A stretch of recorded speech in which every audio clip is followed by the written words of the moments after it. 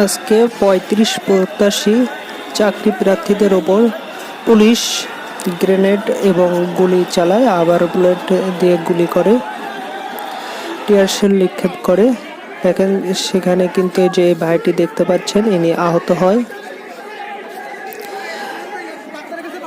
এছাড়া আরো কয়েকজন আহত হয় এমনি পুলিশের হামলায়। ওই যে দূরে একটি ভাইকে দেখা যাচ্ছে, তিনিও সম্ভবত গুলি, তার হয়তো পায়ে গুলি লেগেছে। এই যে ভাইটিকে দেখতে পাচ্ছেন, তার পায়ে একটি গ্রেনেড এসে আঘাত করে এবং তার কিন্তু যে প্যান্ট তিনি পরেছিলেন সেই প্যান্ট কিন্তু ছিঁড়ে গিয়ে তার ত্বকে আঘাত করে এবং তিনি বলছেন যে তার স্ত্রী মানে বউ, তিনি প্রেগনেন্ট।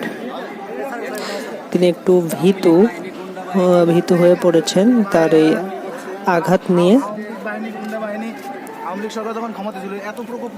সে বারবার বলছে যে তার আসলে ক্ষতি হবে কিনা।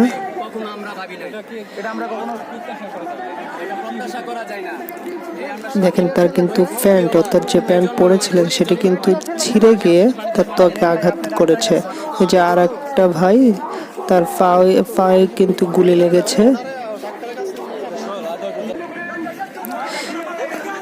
এখানে আরেকজন চাকরি প্রত্যাশী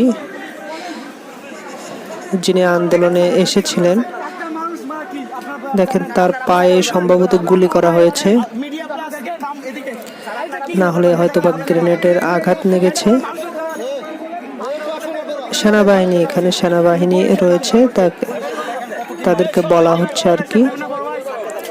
দেখেন তার পা কিন্তু অনেকটা ক্ষত হয়ে গিয়েছে, অর্থাৎ মাংস কিন্তু পা থেকে উঠে গিয়েছে এই ভাইটির। সেনাবাহিনী আশ্বস্ত করছে যে আর কোনো গুলি বা গ্রেনেড ছোড়া হবে না তাদের ওপর। প্রায় 10 থেকে 15 জনের মতো চাকরি প্রত্যাশীরা কিন্তু আহত হয়েছে হামলায়।